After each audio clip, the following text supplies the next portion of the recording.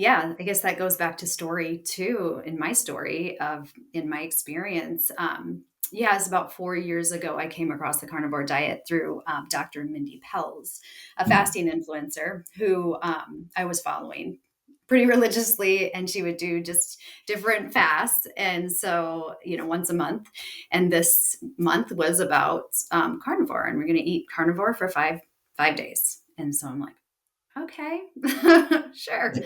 And yeah, it actually was so life changing those 5 days were because I was already pretty healthy, right? I Mhm. was eating pretty much keto and fasting already, but something happened to me. And as a, wife, mom of six, it was like my brain lit up. Mm. It was the energy that I experienced. And I can never forget that. And so ever since then, I was like, I got to get back to that. I got to get back to that. So it's been a journey, over those years. But that is really why I'm so convinced is because I experienced it. And I want to give that to other people now, right? Welcome to the Protecting Your Nest podcast. Hi, I'm Dr. Hampton, and after a short break to grow our YouTube community, I'm thrilled to be back behind the mic. That break was incredibly fruitful, and I want to say a thank you to all those who helped us cross that 100,000 subscriber milestone. It's a humbling reminder that truth still resonates and that healing is possible when we seek the root cause. Today's episode is a powerful return, not just to podcasting, but to purpose. And that purpose is simplicity. My guest is Kim VanDolah, a devoted Christian woman and mother of six, a lifestyle coach, and an inspired author of the book Return to Simple. Kim's journey is one of healing, faith, and wisdom, rooted not in trends or fads, but in ancestral truths, common sense, and above all, God's design. We're going to talk about how food, life, and faith have all gotten more complicated than they need to be, and how stepping back into simplicity might just be the path forward to peace, health, and joy. And with that, Kim, I am happy that I returned to this podcast, Mike, with you being my first guest. This is my short break. So, welcome to the podcast, Kim.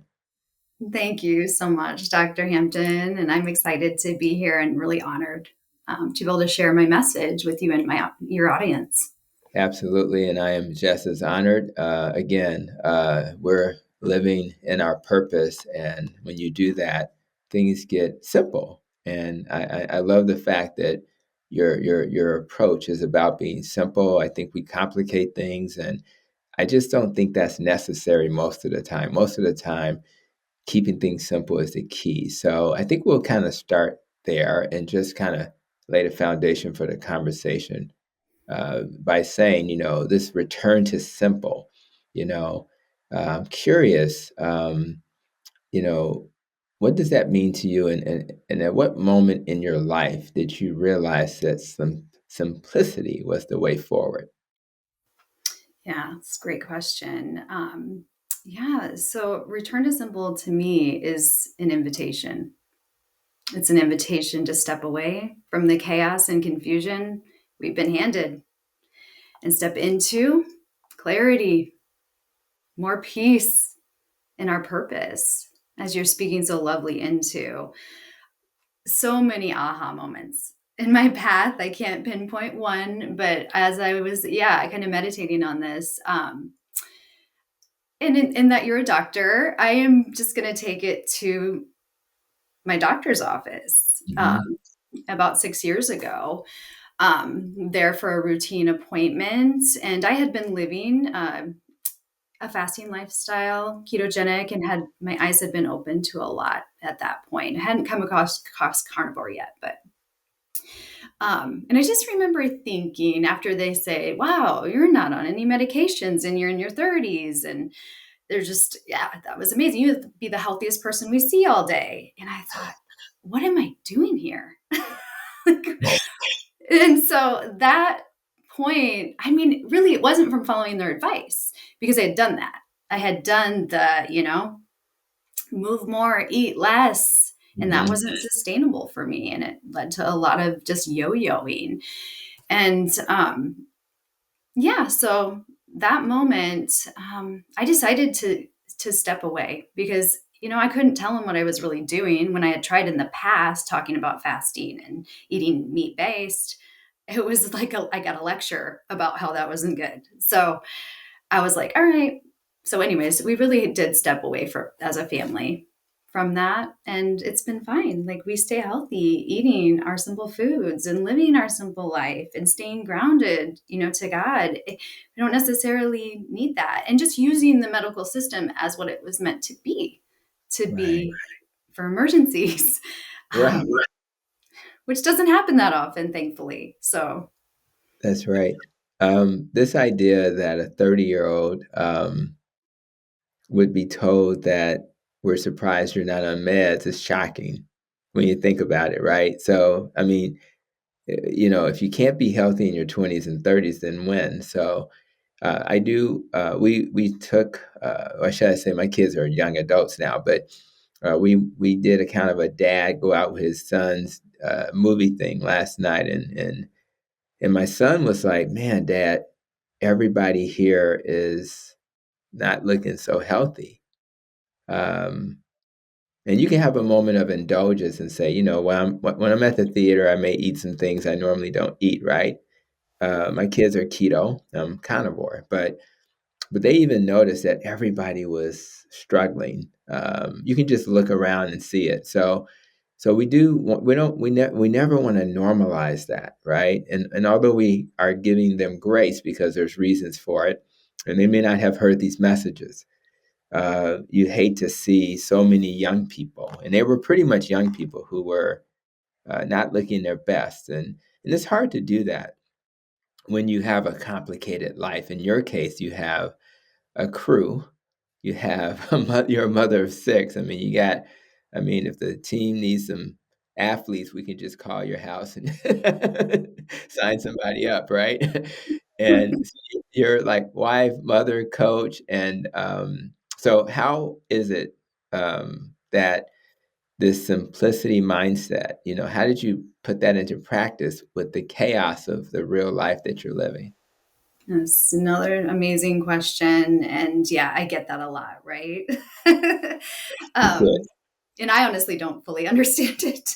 Um, but I call it, as you mentioned, grace. Like, there's a grace. And I truly do believe that leaning into simplicity, I lean into what I call the simple three. And that is prioritizing simple food, Mm, living out a simpler life, just leaning into these principles. Do we have to do them perfectly? No, right? mhm, But as we lean in, as we keep trying, what I found is my spiritual life was impacted. And so that third principle is about living in a simple presence. So many of us are just trapped in the past or the future, and we're not present in the moment God's given us. mhm, And yeah, realizing that came from brain clarity, and a lot that stunts from eating a proper human diet. And then, yeah, so doing those three each day myself, I enter into this flow of grace. mm. That's And nice. yeah, it is. It's, again, not done perfectly, but we don't have to do it perfectly. That's right. That's We right. just keep coming to the table. So each That's right. morning I spend time in prayer. Like, that is where I Mm, become grounded for my day. And then as I go out into my life and am present to my children, yes, things get off track. Yes, things get heavy. Yes, this math lesson is not fun. And so what do I do? What do I do? I have this self-awareness now that I didn't have before.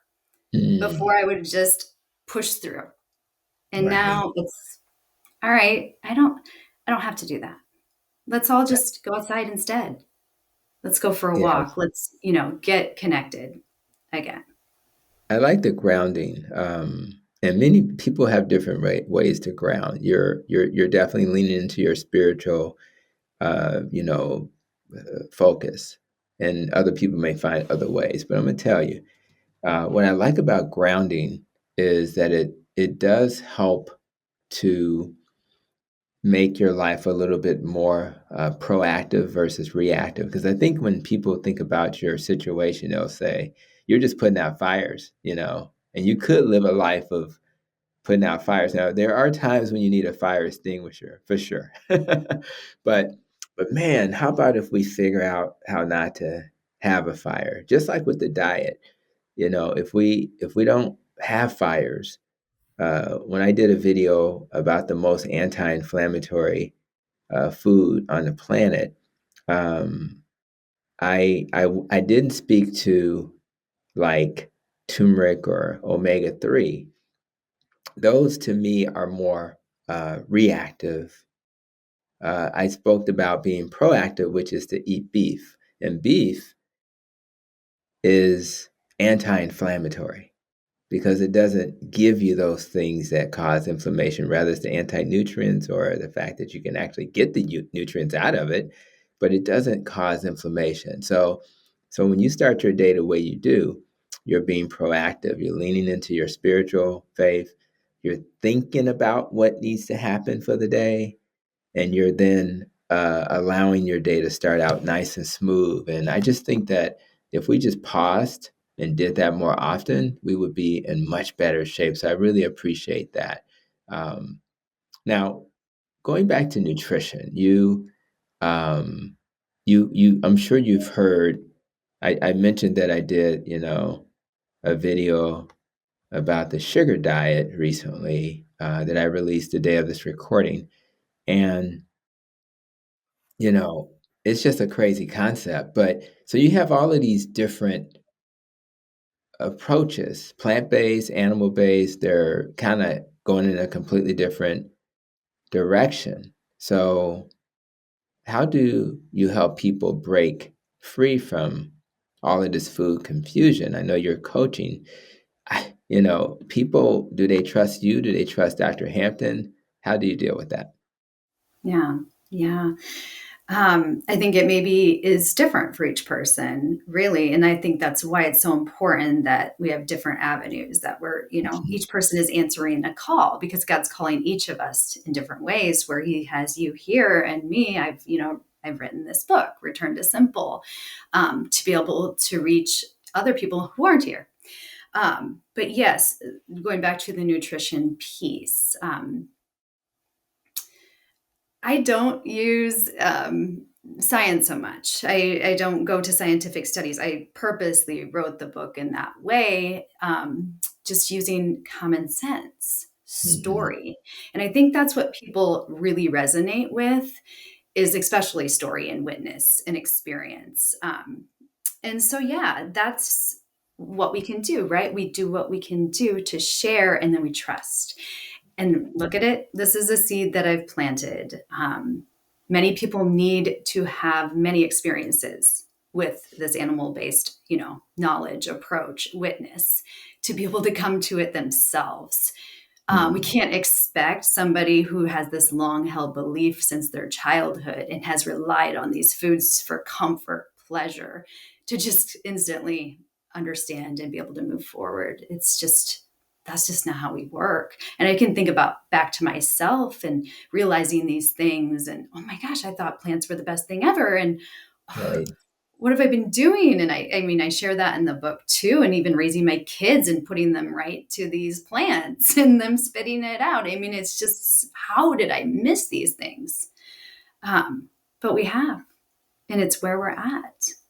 And God is moving though. Like, there is a movement happening, and I see it. And I see people's hearts being opened and minds being opened much more to what I have to share. And that's very exciting.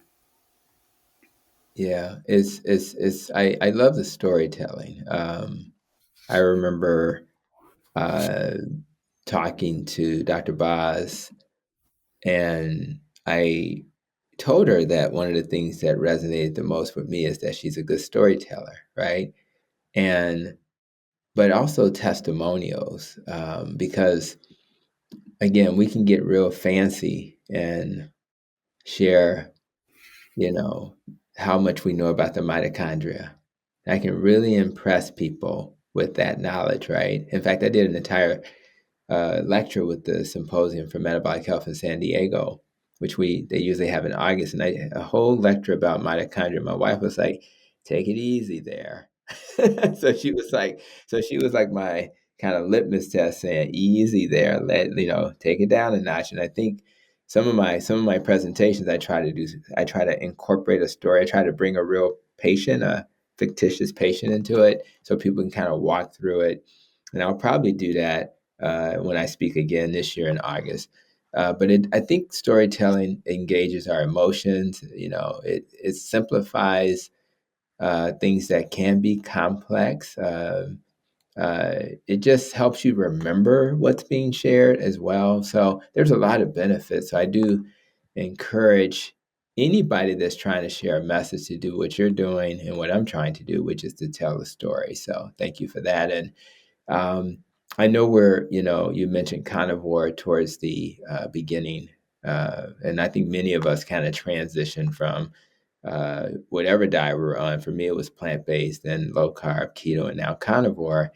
So obviously, you're an advocate for ancestral animal based nutrition. Why do you believe this way of eating kind of aligns with both our biology and our faith? Yeah. And yeah, I guess that goes back to story too, in my story of in my experience.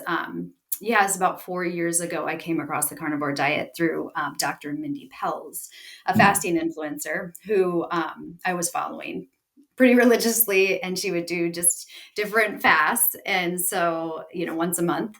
And this month was about carnivore, and we're going to eat carnivore for five days. And so I'm like, okay, sure.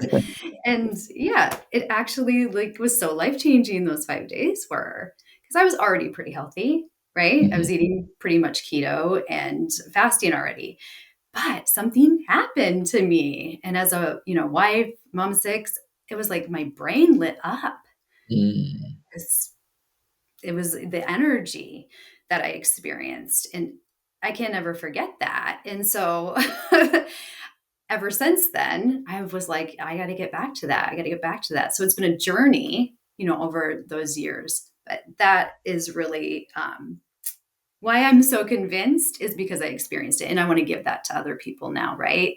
Like, yeah. I want other people to understand how powerful this is for healing.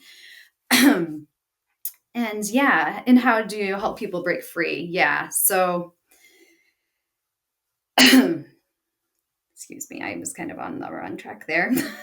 No, you're I good. wanted to just share too, just design, right? You were talking about biology, Yes. right?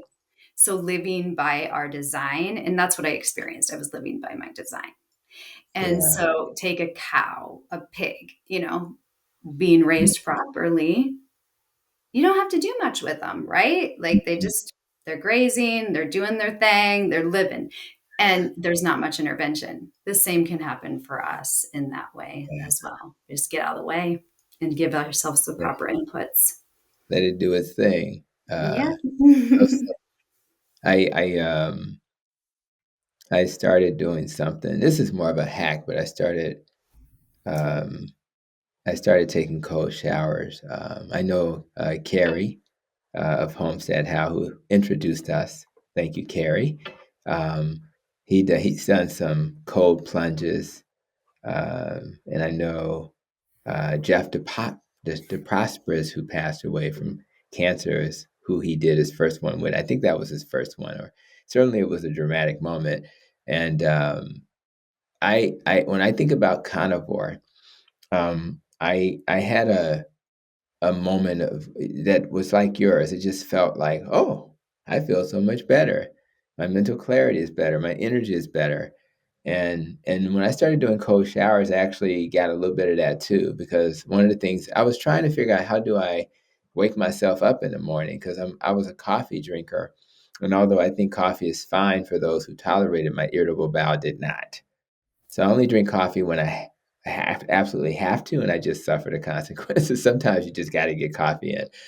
And man, I tell you, when I take those cold showers now, it wakes me up. I did one before our recording because we're recording in the morning, And it just gives you that extra little something, something. Maybe it's the mitochondria, going back to that, or something else. But I'm gonna tell you, I love it. So I think if we can just think of ways to improve our lives, and be open to experimentation. Nobody listening to us today has to be a carnivore, but you have to know that there are ways to heal beyond what you've been told.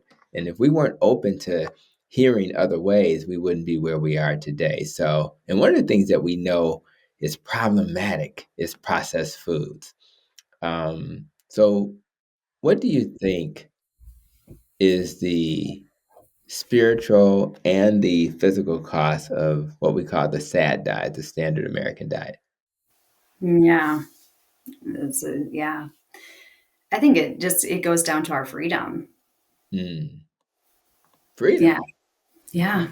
We're chained up, Mm, whether it's physically, mentally, spiritually. There's mm, something behind the force of sad foods. Like there's something, you know, dark behind it. And yeah, so I do speak boldly because I am absolutely convinced that this is true. And we're called to share truth because truth yeah. is light and we need to bring light into the darkness. Mm. Um, yeah, I'm on a mission to help people be free. I, I was thinking about, I go probably a good 45 minutes to an hour to work every day. It's on the south side of Chicago. I live west of the city, and so I'm kind of traveling. And every time I drive by the Metro station that's close to where I work, I see two ladies with a billboard, and I think they're Jehovah's Witnesses, right? And I just, I really respect the fact that they're out there doing that work. It's such a sacrifice, but yet their job is to get this message out. And no matter what your religion is, you got to respect that, because very few religions work that way. And they're out there almost every day I go to work, and they're there. And even if they don't have a lot of people standing next to them talking to them, they're there. So it's just a beautiful thing. So I think you're right. We have a mission. I did find my life purpose, which is to spread the metabolic message. And once I found that, I had to ask myself, am I doing something every day to achieve the goal of teaching the healing message of metabolic health? So you've helped me today, Kim. You've given me something to do today to help fulfill my purpose, right? Sharing a video Mhm. this morning was the same. And so I just think that's so important that we go out here and do the work that we were designed to do, and no better way than to help people heal. So I know another thing about your background. When I did the research, you know you have some understanding about food addiction. So let's talk briefly about that. What role does that play in our disconnection from ourselves, our bodies, even in terms of God and our spiritual journey? This food addiction thing is a big deal, which is why I released that video about the sugar diet. I mean, I think that's probably one of the most addictive things ever, and yet we're being asked to only consume that. That doesn't make sense. But what's your thoughts on food Yeah, addiction? yeah, absolutely. Yeah, and it presses home for me, not so much for myself, but my sisters who struggle Mm, with food addiction and just being able to see my one sister just having coming to me kind of at a rock bottom moment several years ago and amazingly being open to the message and knowing what I had known and about the carnivore diet. She jumped in and let me support her, and she lost over 130 pounds in like a little over a year. It was just incredible. Off all these medications, like ready to live her best life, and then a family trip came in and keto sweets came in, and Mm. yeah, she fell, and she fell hard, and it was just a strong relapse. And ever since then, she's trying to get back. She's trying to get back, but food addiction is so real, so real. And it is one of the hardest addictions, I believe, because of how accepted it is, and it's Yeah, everywhere. everywhere. But yeah, we've kind of answer your question back to the spiritual. I mean, I remember, I just for her example, I could see her spirit come alive. And when she's eating properly, her brain clarity is so clear too. I know when I talk to her how she's doing. I can just her mood, everything is so affected. And she very clearly will say her relationship with God is stronger when she's eating properly.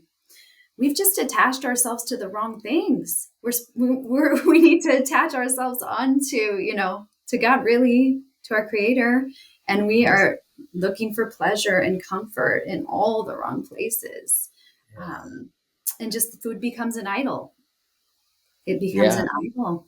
And we've lost this sense of intuition, right? When we are in, food addiction, we we don't know if we're truly hungry. We're just caught up in craving That's right. and intuition. Yeah, that's how God speaks to us. It would be difficult for me to imagine, so focused on stopping by to get a Krispy Kreme donut, right? And then to also focus on other important things, including my spiritual side. If I'm so focused on the Krispy Kreme donut, then everything else doesn't matter. And then once I get that Krispy Kreme donut in my mouth, I'm only maybe shortly after that thinking about the next time I'm going to get a Krispy Kreme donut. And it's like you're right. You can't. I can't imagine being the optimal person that you need to be, or being those ladies that stood outside with their Jehovah's Witness board, trying to share their faith.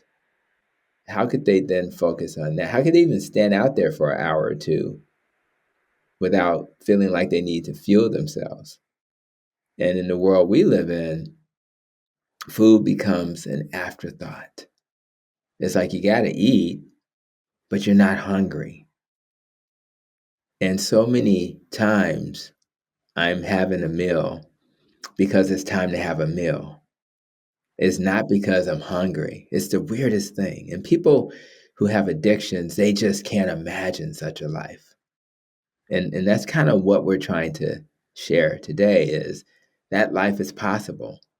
It's possible to exist in the world so you can focus on other things, whether it's spiritual or your job or your family, and not obsess about food. And the good news is that the Krispy Kreme donut does taste pretty good. At this point, it's too sweet for my palate if I ate it, but let's just say it does taste pretty good. But you know what? My oldest son, he made the ribeyes last night because we did eat ribeyes, and the ribeye tastes pretty good too. It's not like and when I take a bite into that ribeye, or even just ground beef, it tastes pretty good. So I just think we have to imagine that some of the things that are actually good for us actually taste pretty good too. And I think, again, the best way to know this is to live it and to experience it. So one of the things I noticed as I looked to, find out more about you, you said, you love to say busyness doesn't equal faithfulness. So I want you to expand on that idea and how it impacts health and wholeness. Absolutely. Absolutely. This is our culture, praises busyness. That is, yeah, it's so Yeah. they're both so counter, really, is what I've come to realize. Mm, Faithfulness and busyness are counter to each other. When we are mm. so filled up, our lives are so filled to the brim, where is the time and space to pray? Where's the time Right. and space to be inspired, to ponder what we've learned. Mm, These things make for so much importance in our lives, and we've missed the mark with this. I mean, I've had to realize this myself, and what a mm, game changer when mm, we can step away from the busyness and into, yeah, faithfulness. mm. A friend had taught me an acronym, and I know you like acronyms, Mm. to No, the word busy. And so I use this to check myself, mhm. because we can all fall into that. So busy would be busy under Satan's yoke. Mm, And yeah, I just find that when I'm in this busyness and I'm tense, headaches come easier, brain fog comes easier. It's stress, really. We're just living just this chronic stress. People sometimes look at as busy as being a good thing, which I can see that side of it. I like to use the word full now because my life is mhm. full, and it's full in a good way. But I'm talking more the chronic going, the chronic feeling like you're on, I guess, like you're Right, just always right. on. You don't get a break to just relax. That's right. Yeah. I like that, and I even I'm imagining even moments of busyness can be moments to pause and to think and to reflect, and I can imagine you in your car or minivan with your crew, and you may just, maybe, "Hey, guys, take the, earplugs out your ears," or whatever they're doing, and let's each person say, um, one thing that happened that was good today. Yeah. Or, are there any challenges that I can help maybe walk with you and coach you through? But we're so busy. We come home and instead of doing that, we say, well, we got to fix the food or we got to get the laundry started. Or, we're doing all of these busy things. But man, and that's the beauty of what you're saying is that you don't have to, we're not asking for an hour discussion. We're saying just pause for 5 minutes, 10 minutes, and let's just be present and be human and talk to each other and be Yeah. present. And I just think that these little things probably allow the stress to go down for a little bit, the intensity to come down a little bit, and it may be the right word, or you may say the right word if you're coaching, or you may be a good receiver of just, I'm here to hear you. Maybe they just needed to say something that had to get off their chest and they wanted to do it in a safe space. So I do think people need to pause, just pause, pause. And one of the ways to pause is to reconnect with nature. And rather that's I mean, I'm in Chicago, you're in Iowa, right? So we're kind of used to we get 3 or 4 months of good weather, and that's about it. It's like the rest is just, praying for some good weather. So, for you, I know that sunlight, walking barefoot, things like that, can actually help restore us physically and spiritually. But, you know, how does all this connecting with nature help us? What has been your experience with that? Yeah. Yeah. And I like how you bring up, the seasons of where we're at too, because that is an important point. Yeah. So realizing a few years ago the benefits of grounding, walking barefoot in my yard. We're blessed to have, a pretty decent property where we can walk in the forest, and I call it forest bathing. It's comes from the Japanese. It's just yeah, it's just the art of just being surrounded by nature, really. And and I think everybody has experienced this to some degree of Mhm. just, yeah, going for a walk at a park, whatever it is. It uplifts our spirits. And what that is we're reconnecting to who we truly are, because we are nature. We're completely part of nature, but we've removed ourselves so much from that. So, we used to be barefoot, all the time, and we used to be outdoors most of the time, to where we've just absolutely opposite. So by just doing that a little bit, leaning into a little bit, I feel the benefit. And all those I coach, I encourage because really we need new coping skills, right? Especially if we're going to decide to face our food addiction, we're going to face these long held beliefs. Well, our brain is going to continue to go back to those things. So we need some new skills. And that is what I bring in is like, okay, just go outside with your bare feet, even on your porch. Like it's a reset to our mind by just getting out of the situation we're in and going outside. I have my daughter who is 16 and we homeschool. And so I think that brings in a lot more ability to be connected and present and stuff too. But yeah, anyways, she's realized the benefits of it and she's going out and taking these barefoot walks every day for 30, 45 minutes sometimes. And to me, that's just so amazing. I think of somebody else her age who is just, yeah, they're just on their phone a lot and they're, just really disconnected. And so I'm just so very grateful that we've been graced with the realization of these things. Yeah. You're suggesting that the spa, the $100 or $200 spa is outside the back door.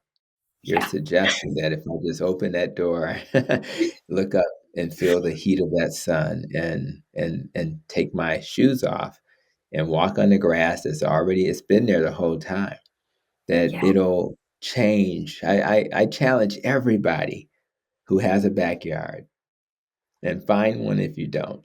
You leave the condo and there's grass out there somewhere, even in Chicago, and just let people look at you funny. That's okay. And just take a walk in that grass and just feel it. Close your eyes and feel the heat of the sun touching your body and the breeze and even the sounds of the squirrels and the birds. That'll do so much for you. And it only takes a few minutes of reflection. And again, it's been there. So maybe that's the reason why when we go back into nature, it feels so good because that's where we came from. Who knew that my ancestors? I always joke with my wife because she's a little Southern belle from Mississippi. I say, "Girl, you've been barefoot since I met you." But it's like that is just, and she's like, she's not ashamed. She's very proud. I mean, she'll tell me we ate the dirt. I'm like, how do people eat dirt? That doesn't even make sense. Yeah, we ate the dirt because it was red dirt. I don't know. I'm a city boy, so I don't know these things, but she says it with pride. And then you think back at so many of our relatives from those environments who did live to 90 and beyond. They connected with the nature that's right in our backyard. So my challenge, if you are watching this video or listening to it, put in the comments if you took on that challenge and had a chance to express yourself that way, inspired by Kim. Now, another way for us to, I do eat breakfast on like a Saturday, particularly because I work out with a trainer. So the days I work out, I'll eat breakfast, but I'm also a faster, right? And um, but you've described fasting as food freedom. So how do you approach fasting in your life, especially when you got six kitties and in your coaching? So from a faith-based lens, how do you where's fasting? Because I know a lot of my I speak at churches sometimes, and oftentimes they're doing Daniel fast and things like that. But where's fasting in your schedule? Yeah. Yeah. Um, yeah, I think it goes back to intuition. When we reconnect by eating, intuitively now, because we're fat adapted, our body can easily switch into just fat burning. Right. I just really just rely on that. I don't think a whole lot about it.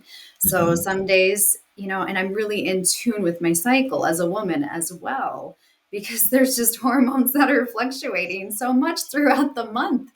And sometimes I just need to eat that 2 meals a day and not Yeah. push myself to the 1 meal a day. And so I'm just really intuitive about that. And the beauty of living this return to simple has brought more of that, right? That more of that self Mhm. awareness and understanding. So that is how I approach it. And I work with a lot of women, so I do the same with them and just really helping them get fat adapted first. Let's not even talk about fasting That's right. until, yeah, the first, Yeah.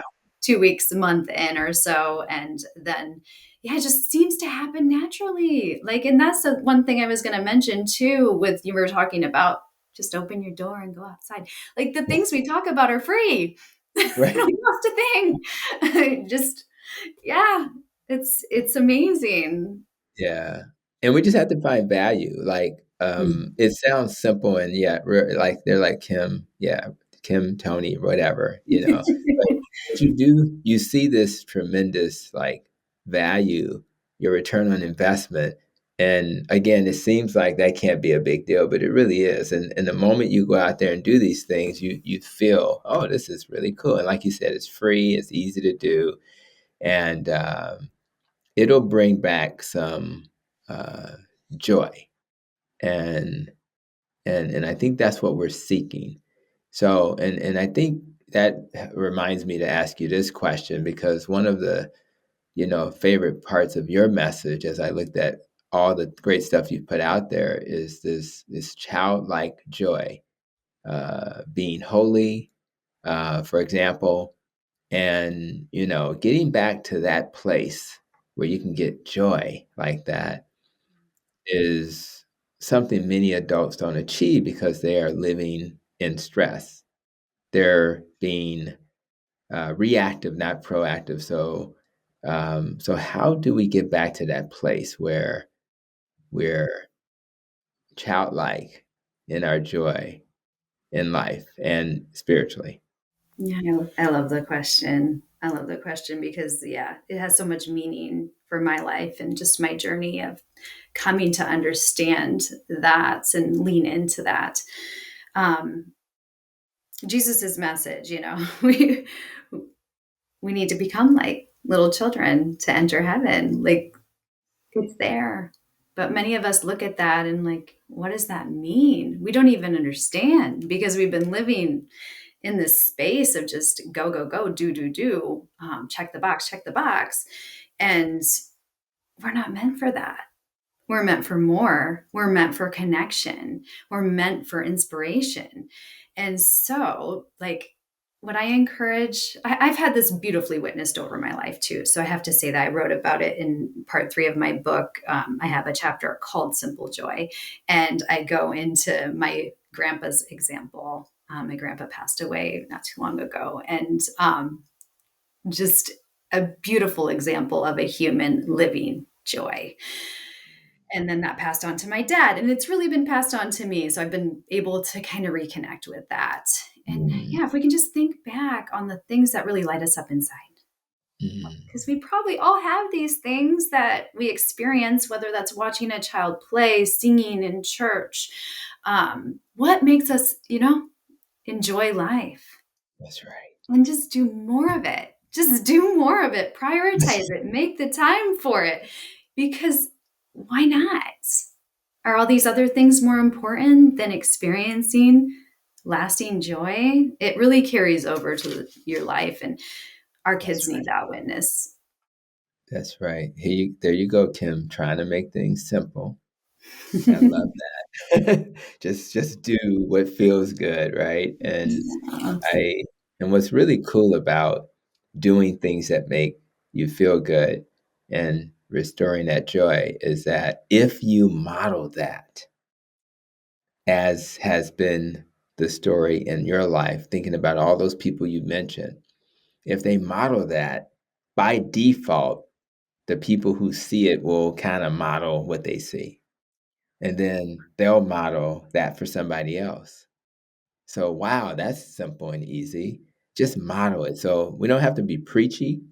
You don't have to leave this conversation and do a PowerPoint presentation about life being simple. Thank you. You did put the book out there. I'm happy about that. But I think that that's probably the best thing you can do. And again, if you want to inspire people around you, just let's model these things. If they see joy in you, they may find joy themselves. So I love that, like the energy that comes from that. And I love being around people who are doing that because it makes me feel good, makes my day better. So But we're distracted. We have things that we love, like cell phones, that we are obsessed with. When I was in the movie theater with my kids last night, when you look around during the previews and all of that, pretty much everybody had their phone in their hand.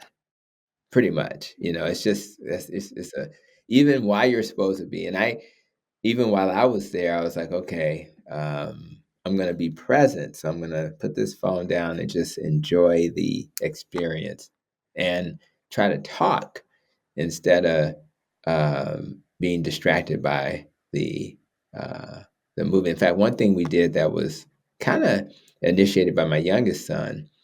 After the movie, we kind of stood outside the theater and we just took a moment to reflect on the movie Mhm. and what did you see, what did you like, what didn't you like? And I just think we need to again have these moments to do that. So we have a world where phones are a distraction, and we struggle. So what does detachment from this digital world, how can we do a better job with that? Mm. Mhm. Yeah, I fall prey to this as well, for sure. Um, I think we have this, it's obviously a hardwiring of our brain because it's why we keep going back to it. We keep thinking of it. Like it's just on our mind all the time. So we 100%. somehow have to step out of that. Like it takes a lot of effort to decide to do that. But growth happens outside of our comfort zone, and this is just part of it. Whatever it is we're going to pick, or really pick or be called into, right? That what is it I need to detach from? Whether it's food, it really doesn't make a difference. What it is, our unhealthy, controlling behaviors are, it all really comes back to beliefs, really. Do I Mhm. really believe that this phone is going to like fulfill what it needs to fulfill? When we step out of that, put the phone in the dresser drawer, whatever it is, take a day and turn it off. It takes Mm, us really deciding, being willing to face it because really we know it's an issue. We do. We all do. mm, Our willingness to face it is where growth and change lies, and we can start rewiring our brain differently to presence because our phone really takes us away from that. I that resonates so much with me. It reminds me going back to the shower. Um, the cold shower taught me I can do hard things. So I kind of grew. I did something hard and I got stronger. When we made dietary changes, that for some people that's very hard to do. But man, the reward, the growth that comes from that. When I speak in San Diego and other places, there's some struggle with that, rather it's the getting on the stage or just preparing. But through that, you grow. When I go work out with my trainer, and I do not like her name is Carly. Shout out to Carly. and but that struggle of spending an hour with Carly then allows me to grow. So I just love that even our mistakes and struggles that we hadn't intended to have allow us to grow. And I just think that we have to be comfortable with that. Be comfortable with struggle, be comfortable with a little pain, but know that on the other side of that, we're going to be in a better place. So I appreciate you framing things that way because on the other side of struggle, as you've heard, there's some good stuff happening. So, but I know for you, one of the things that you lean on, as we've shared so far, is your spiritual journey. Um, so, I'm curious in terms of you know how are you using your spiritual journey to help you stay grounded? What role does that play?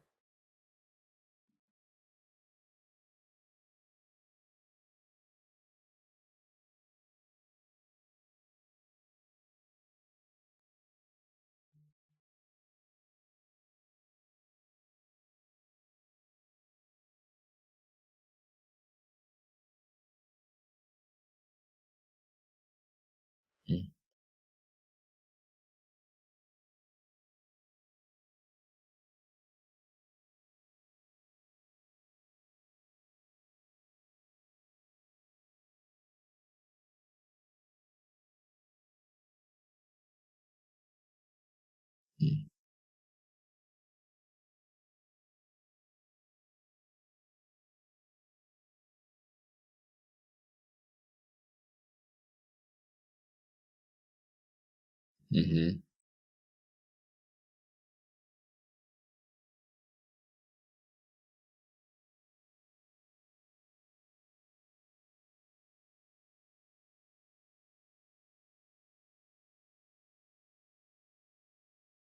Mm.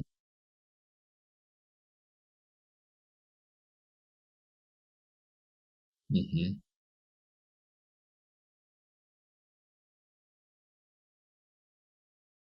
Mhm.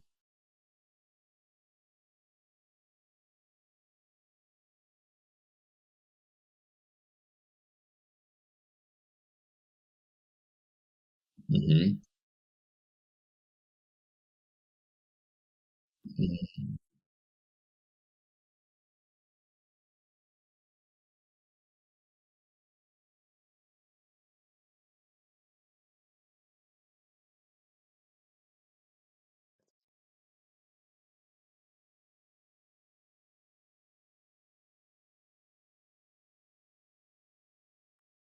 Yeah,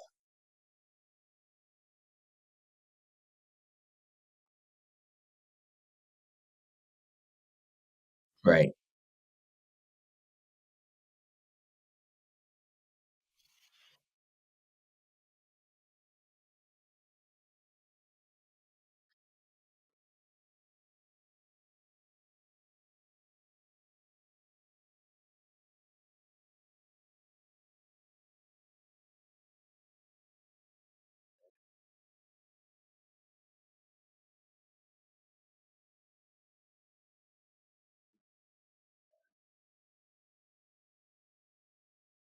Everything.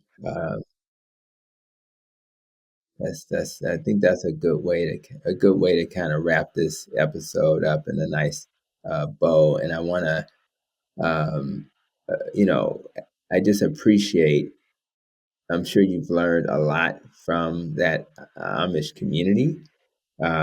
I know that when we've traveled and enjoyed, it's like a completely different world, and we learn from them, and then they can kind of learn from us. So I love that. So I usually ask my guests to share um, how they plan to protect their nest over the next uh, 12 months. Of course, nutrition is where many people kind of start, but when you think about exercise, sleep, stress, trauma, recovery, relationships, making sure you're avoiding things that can harm you, like organisms or pollutants. When you think about your emotions, when you think about your life experiences, even how you think, where do you think you're going to give additional attention over the next 12 months?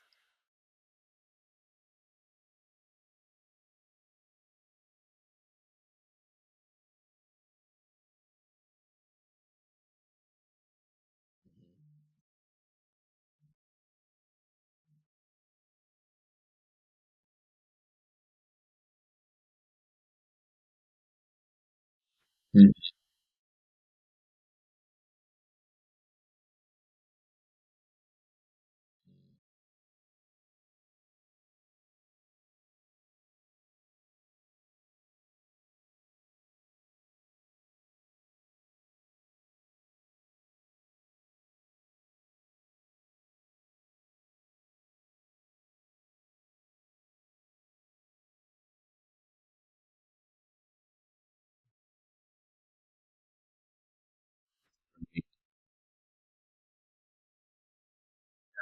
Yeah. Just keep working towards. That's right. I've learned that, and I'm okay with that, because I know I'm feeling better than I've ever felt, and I'm just trying to maybe tomorrow feel even better, but I'm pretty good where I'm at, so we just want people to be able to say that one day, so, but I do appreciate you. We'll be sure to share, the information that you have for our guests, but I mean, our viewers, but share what's the best way for people to connect with you and to get your book.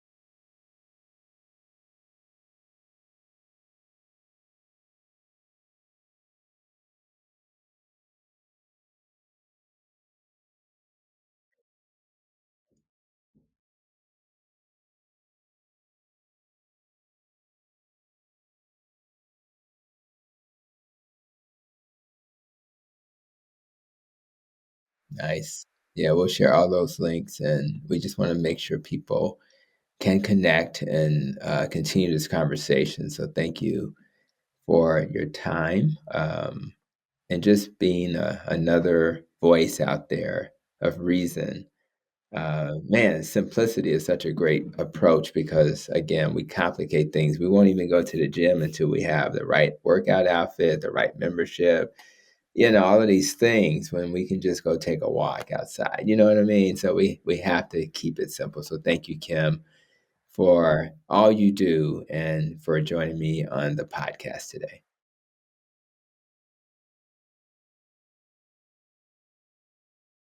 Oh yeah, well, thank you. I'm glad I contributed to that. So thank you. And just um, Kim today reminded us that our health isn't always found in doing more, but in maybe remembering more, remembering who we are, remembering how we were made to live, and remembering who made us. So, to my listeners, simplicity isn't about deprivation, it's about restoration. So, rather, it's through what we put in our mouth, our food, having deeper presence, or reconnecting with your faith. Let this conversation be your signpost. Uh, Kim's book, Return to Simple, is a beautiful guide to help you do just that. Her website, returntosimple.com, will share that in the link is a number two, not a TWO. You can reach out to her via those other links. And I just really appreciate you taking the time to join us today to hear this conversation. So, until next time, I want you to continue to protect your nest, rather it's your nutrition, exercise, less stress, more sleep, and never forget that the road to healing is often a return to simple. So until we meet again, I thank you for joining us.